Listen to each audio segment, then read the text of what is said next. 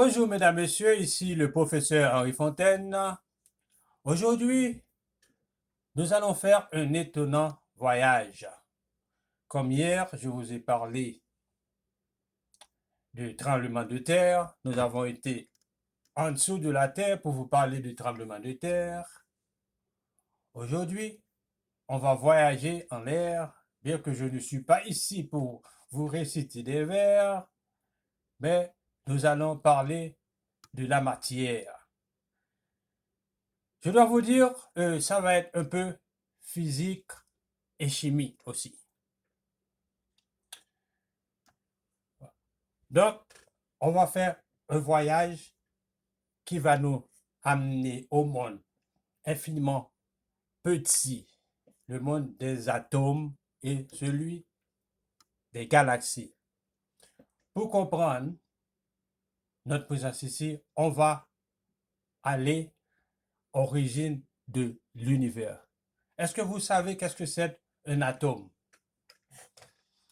Donc, c'est ça le mystère de la matière qui intrigue les savants depuis l'Antiquité. Mais à partir du 19e siècle, on a commencé à comprendre ce phénomène. Donc, que s'est-il passé au moment du Big Bang? Et puis, d'ailleurs, c'est quoi le Big Bang? Donc, pour tout comprendre, donc, faites chauffer votre matière grise pour cela. Avant de partir dans l'immensité de l'univers et de remonter du temps jusqu'au Big Bang, on va explorer l'infini, mon petit, pour aller voir qu'est-ce qui compose la matière, quelle que soit solide, liquide ou encore gazeuse, comme l'air. Parfois, on ne la voit pas, cette matière-là. Pourtant, cette matière, elle est partout autour de nous. Donc, de quoi est composée cette matière exactement? De quoi est fait le monde qui nous entoure? Les plantes, les objets, les animaux, vous qui me regardez, même l'air que l'on respire. Tout ce qui nous entoure est constitué d'atomes. Ils sont plus petits, 1 million de fois plus petits qu'une branche de cheveux. Au total, il existe 118 éléments identifiés par l'homme, dont 94 naturels présents sur Terre. Tous sont regroupés dans un fameux tableau périodique des éléments qu'on a appelé tableau de Mendeleïev. Les atomes sont construits de la même façon, à l'aide de petites briques qui sont des particules. Maintenant, on va étudier un atome. Au centre de l'atome, il y a un noyau qui est composé de protons et neutrons. Autour, il y a des électrons. Pour avoir une idée, si on pose un ballon au milieu d'un terrain de foot, les éléments sont des neutrons. Donc, grâce aux forces fondamentales de l'univers, il en existe quatre. La force nucléaire forte, la force nucléaire faible, et la force électromagnétique et la force gravitationnelle. Dans notre cas, deux d'entre elles participent au maintien de la structure des atomes. C'est la force nucléaire forte et la force électromagnétique. La plus puissante, qui est la force forte, agit au niveau du noyau, qui tient ensemble les protons et les neutrons, sont constitués des grains de matière qui sont plus petites qu'on appelle des quarks, qui sont des particules élémentaires. Il y a aussi le gluon. Cette particule transmet la force forte et agit un peu comme de la colle. C'est grâce à cette force que le noyau des atomes existe et donc que tout ce qui nous entoure existe également. La force électromagnétique attire les électrons chargés négativement, les électrons et des protons chargés négativement par des photons. Donc c'est un peu comme deux aimants qui s'attirent mais sans jamais se coller. La force électromagnétique assure la collision de l'atome lui-même. Ça, et c'est présent partout dans notre vie, la force électromagnétique, lumière, électricité, magnétisme. C'est aussi cette force qui empêche ce gobelet de passer à travers de la table. Grâce à ces forces, les électrons du verre et celles de la table se reposent parce qu'ils ont la même charge électrique. Pour comprendre d'où viennent les particules qui composent aujourd'hui la matière qui nous entoure, il faut remonter de 13 milliards d'années en arrière, à l'époque de ce qu'on appelle le Big Bang.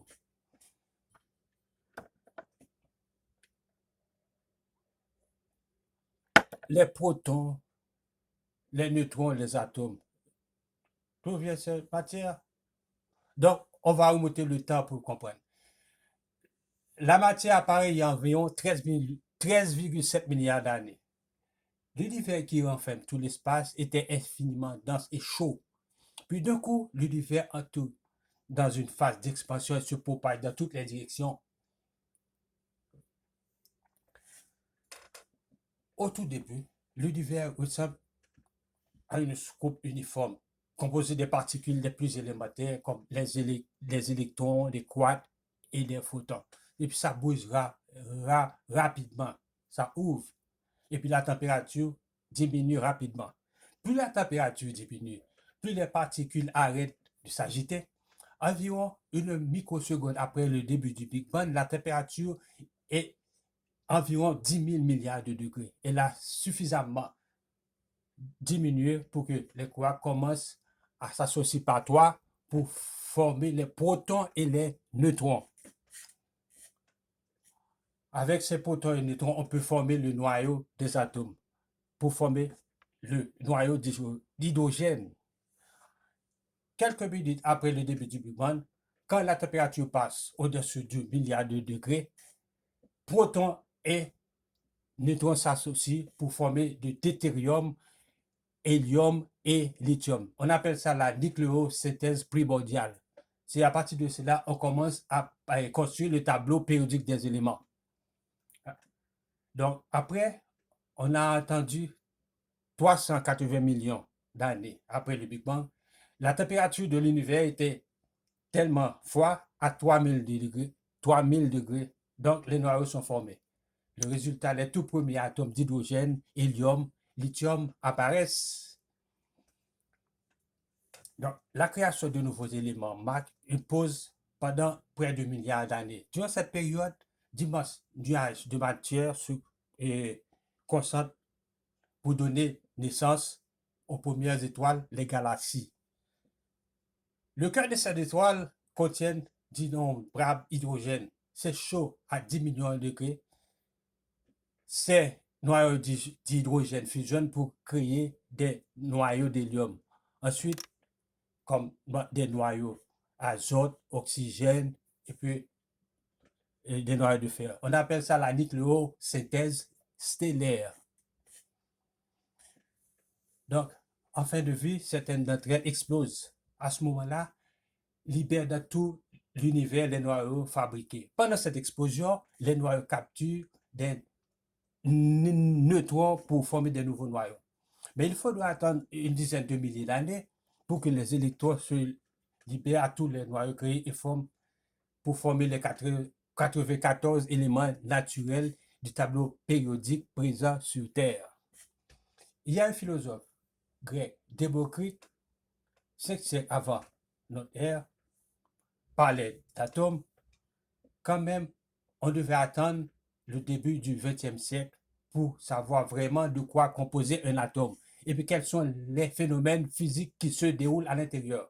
Parallèlement au travail des physiciens, il y a aussi les astronomes qui, en observant les étoiles et les galaxies, ont réussi à remonter aux origines de la matière. Mais c'est là qu'est née l'astrophysique. Bon, voici l'histoire de la matière et ses découvertes.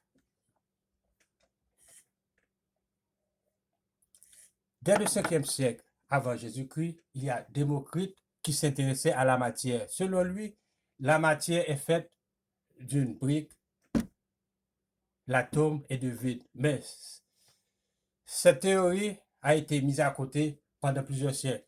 Après le 18e siècle, l'idée du découpage de la matière en briques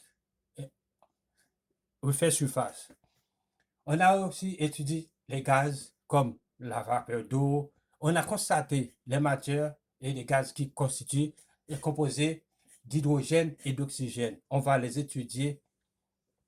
Et puis c'est à ce moment-là que la chimie est née. Mais c'est au début de l'année 1800 que le thème atome fait surface pour dire que les atomes sont faits de petites billes. Les scientifiques restent sceptiques jusqu'à ce que des chimistes différencient molécules et atomes dans les années 1860. De ces travaux aboutissent finalement à l'élaboration du tableau périodique des éléments, imaginé par le chimiste russe Dmitri Mendeleïev en 1869.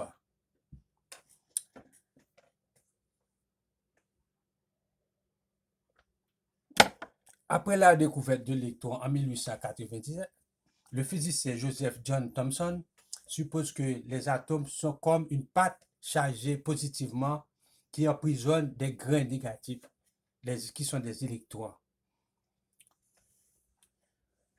C'est comme ça. Mais c'est une conception qu'on n'a pas pu considérer. On l'a mise en cause. Donc, on s'était mis plutôt sur l'étude de la radioactive pour identifier des particules émises par les atomes comme des rayons alpha qui sont des noyaux d'hélium. Des atomes bombardés par ces rayons, on découvre que ces atomes possèdent pas ces noyaux et ces atomes baignent dans le vide. Avec d'autres expériences, on découvre que le noyau est composé de particules qu'on a baptisées protons. Ok? La découverte du noyau ouvre de nouvelles perspectives de recherche pour les physiciens. C'est le début de la physique nucléaire pour décrire la structure des atomes et le phénomène physique qui se déroule dans les noyaux. Après cette découverte, on pense qu'un atome est constitué de noyaux en son centre et d'électrons aux alentours. Donc, c'est un phénomène qu'on a connu depuis le 10e siècle. C'est l'émission de lumière par des atomes. Donc, après des travaux sur le rayonnement électromagnétique, on montre que pour des atomes hydrogène, des électrons occupent des places comme particulières.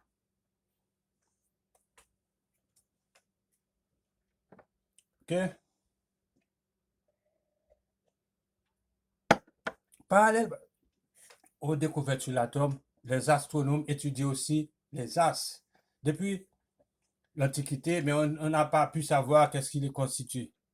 À la fin du XIe siècle, on a étudié leur composition, leur température et leur composition. C'est là qu'est née l'astrophysique.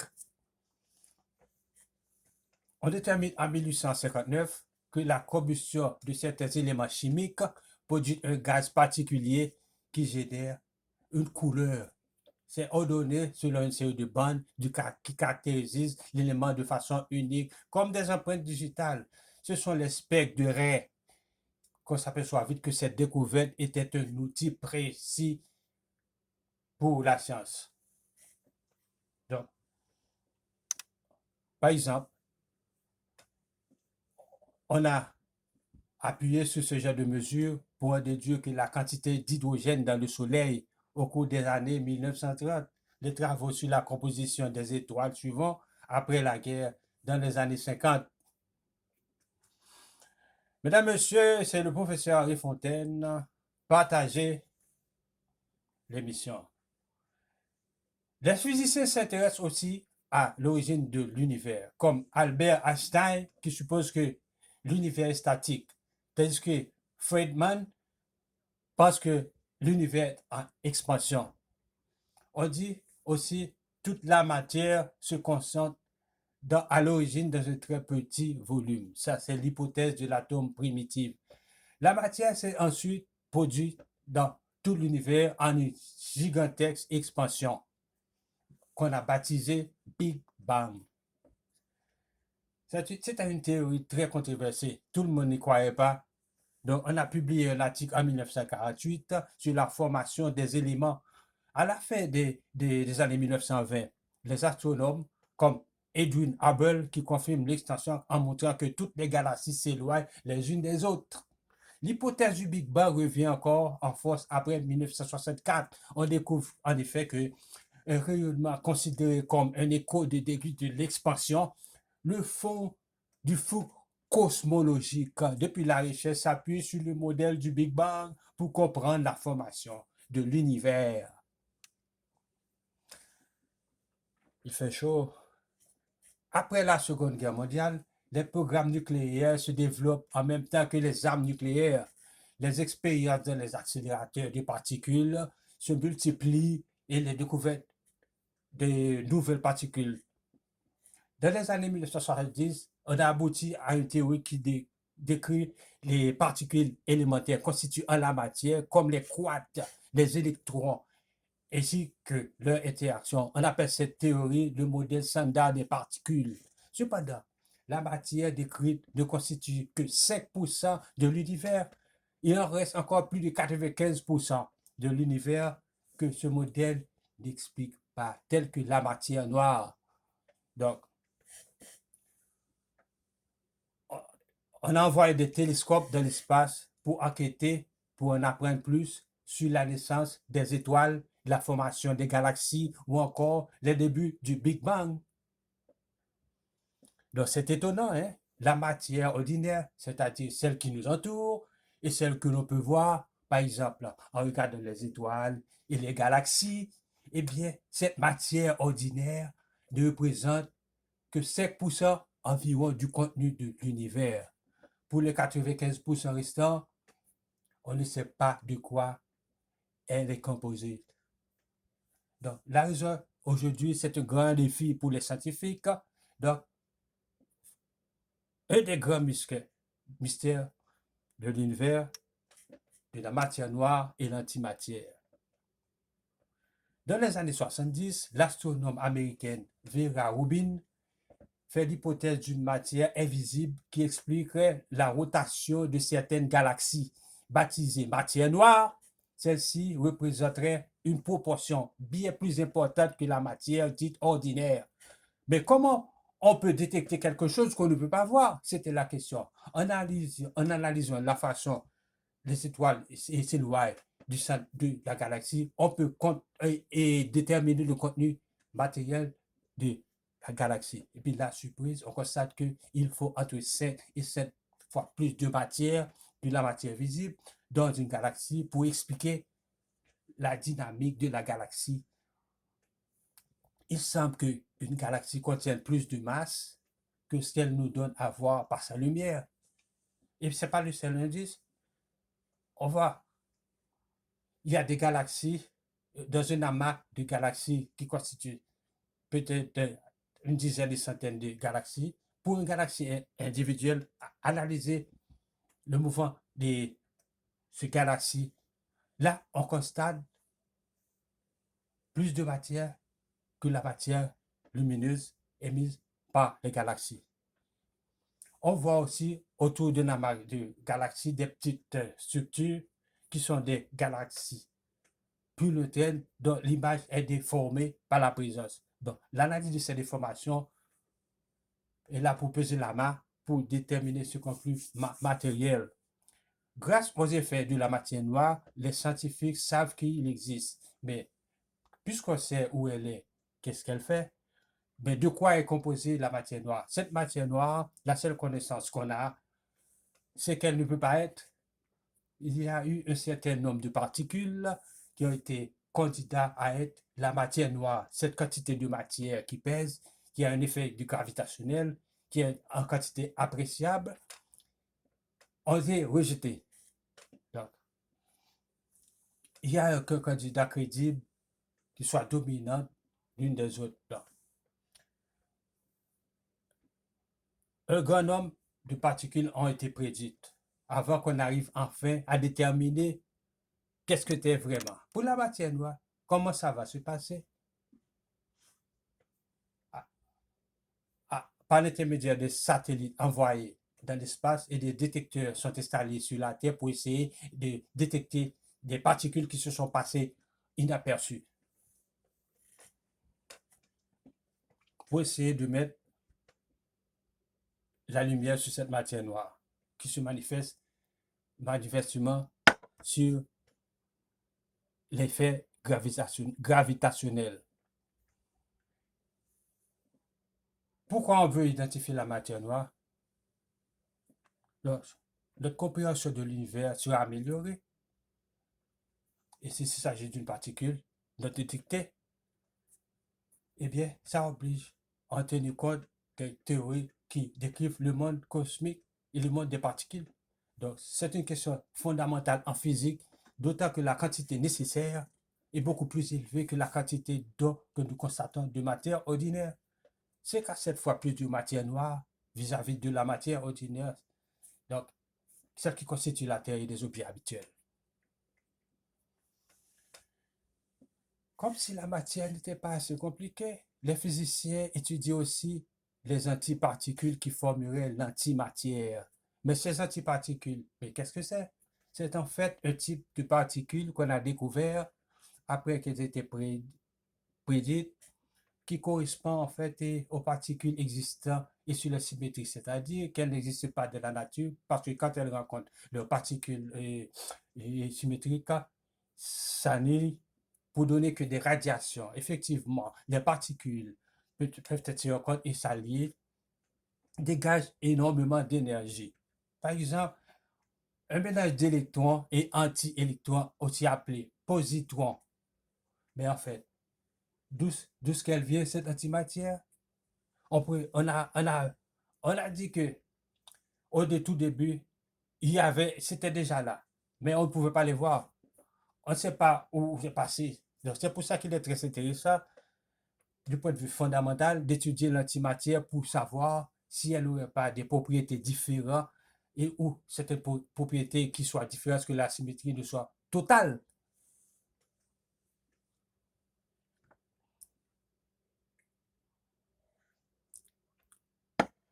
Aujourd'hui, on peut produire des antimatières pour les étudier. C'est comme des machines créées par l'homme pour, pour, pour les étudier. Donc, c'est compliqué, mesdames, messieurs, cette question de matière noire et d'antimatière. Donc, c'est pas évident de créer des antimatières. Selon les physiciens, avec seulement 1 kg d'antimatière, on pourrait faire alimenter en énergie une ville pendant 3 ans. Le seul problème aujourd'hui, c'est que pour fabriquer de l'antimatière, il faut une quantité phénoménale d'énergie. Donc, on tourne un peu en rond. C'est ça l'antimatière. Bon, maintenant, que c'est beau de regarder les étoiles. Pourtant, les plus brillantes ne sont pas les plus intéressantes. C'est le cas des étoiles à neutrons qui sont constituées en grande partie de neutrons. Quelles sont les différences avec une étoile comme notre Soleil? Contrairement avec le Soleil qui rayonne, un est visible, l'étoile à rayon, sa taille est plus petite. Le diamètre du Soleil est 1 400 km et une étoile à neutrons, sa taille est 10 à 15 km. Très petit.